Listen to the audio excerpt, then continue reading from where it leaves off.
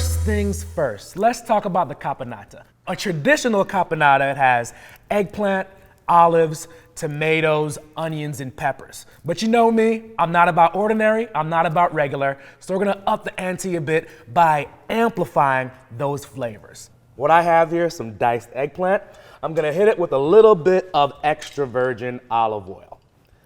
A little bit of salt, okay? And then you just toss that all together. What I'm gonna do is I'm gonna roast off the eggplant for about 40 to 45 minutes. So into the oven we go. Today, we're gonna do a fancier style of bacon, which is pancetta, a little thicker cut, a little saltier, really, really tasty, real delicious. So I'm gonna get my pan nice and hot, little sauce pot, and I'm gonna hit that again with our high quality olive oil. So let that come up to temp, and while we're doing that, we have these amazing Omaha Steak Filet Mignons. So good, triple trimmed, super lean, but packed with flavor. You wanna go ahead and pat the filet on all sides. The filet mignon stands great on its own, so for this particular dish, we're gonna kind of season it pretty simple and straightforward with salt and pepper. Don't be shy, season it top, bottom, left, right. You wanna get all that seasoning on all sides so it has a chance to penetrate deep down inside the meat. All right, so I feel like our oil is ready. I'm gonna take this delicious, salty, sweet, savory pancetta and put it into the pan. We go. Alrighty. Hot pan is gonna release and get that nice hard crust on the pancetta and release that natural sweetness that's in there. Okay, so once that pancetta is getting nice and crispy and caramelized, we're gonna go ahead and check on our eggplant for the caponata. And you see right there, perfection. Nice little brown bits, it's caramelized. They've kind of shrunk up in size, but what that means is that delicious eggplant flavor has just become more fortified. We're gonna go ahead and start getting together the rest of our ingredients for our caponata. Okay, a little bit of olive oil. Make sure that oil comes up to temp. If I hear a sizzle, I know we're on the right path. There we go. Yellow onion, a little bit of celery, red bell pepper, and garlic, because garlic is delicious in anything. And then I want to hit that with a little pinch of salt, little pinch of pepper. All right, looking pretty good, looking pretty good.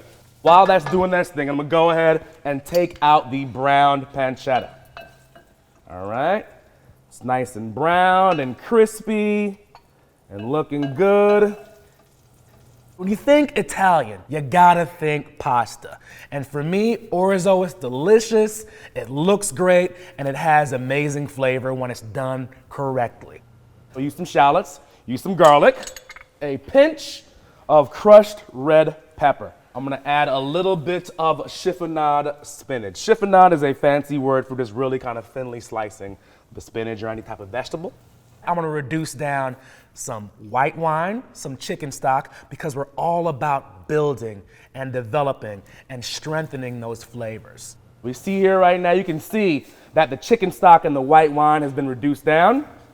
From there, we add a little bit of heavy cream, and you let that go for about 2 minutes. Just like that.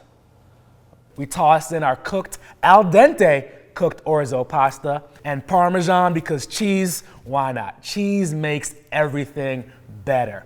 Feel free to add less, feel free to add more.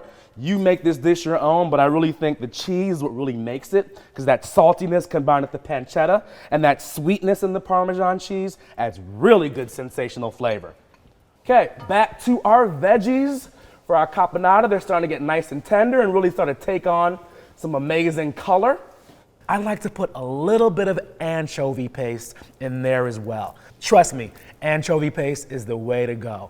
It's not gonna taste like anchovies, but it will add a nice salt and salinity to the flavor with the dish. Next, we're gonna add some harissa paste, because you know I'm all about a little bit of heat.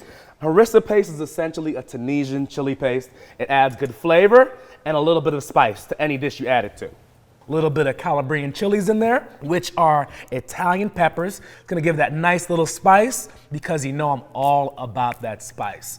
And with any caponata, olives are a must. We're just gonna toss all this together and allow the opportunity for the anchovy paste, for the Calabrian chilies, for the harissa, just to really kind of get up in there. And it's gonna be pretty good. I'm not gonna lie to you. It's gonna be pretty good. With any caponata, there has to be some sort of tomato element. So I have some high quality San Marzano tomatoes that are crushed. To this, I'm going to add some high quality sherry vinegar. All right, I'm going to use some honey. I think the honey really adds a nice sweetness and deliciousness to the dish. And we must not forget about our delicious, perfectly cooked and roasted caramelized eggplants. So into the caponata we go with that eggplant. What you're looking for right now is sort of a chunkier tomato sauce and sort of a paste-like consistency. We want to put a little bit of fresh chopped Italian basil in there, a little bit of parsley, a little salt, a little pepper. You bring all those flavors together, let it simmer, and we're gonna serve that with our filet. So feel free to serve that room temperature or warm. Either way, that caponata is gonna be delicious. Now, we cannot forget our friend, the caramelized, crusty, crispy pancetta. We're gonna add that right back in there as well. So good. And look at that. Everything just comes together at one time. We have that creamy orzo pasta, the cheese, the pasta, the pancetta, the spinach. See? Amazingness. Have our caponata. You see right here, the tomatoes start to really break down and become nice and chunky and just concentrate and just fortifying those flavors. This right here is good by itself, but when paired with that creamy orzo pasta, with the pancetta and that perfectly seasoned and cooked filet, it's gonna be a home run. But we must not forget our steaks. We're gonna do a nice reverse sear in the oven. By reverse searing it, you're getting the steak to about 5 degrees below your optimal temperature. We're gonna sear that with a nice arrosé of rosemary and thyme and butter and garlic. And that paired with the orzo pasta and the caponata, it's gonna really make for a sensational bite that will make any Italian jealous of your meal. Into the oven at 225, we place our fillets. That nice low heat allows the opportunity for the steak to come up to temperature at a really gradual pace. All right, I think we are there. Okay, so we have it 5 degrees below our optimal temperature. We're going for a nice medium rare on the filet. Next step, we're going to go into our cast iron pan and get that delicious, crusty, hard sear, which we all love and covet for any quality steak. So you want to use a high quality, high smoking point oil. Grapeseed oil works perfectly. You see it start to shimmer and shine and smoke, so you know it's ready. Okay, into the pan we go. Remember, we're always laying the steak away from us. There we go. That's what we want to hear. It's gonna go relatively quickly because it's within our optimal temperature, a couple degrees give or take. Looking good, looking good. Oh yeah, oh yeah, all right.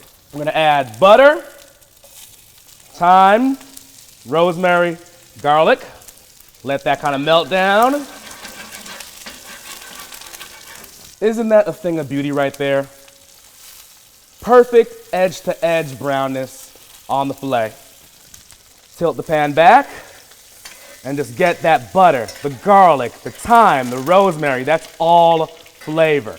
And it's gonna really go well and complement that creamy orzo pasta with pancetta and that spicy and sweet, that agrodolce of sorts with that caponata.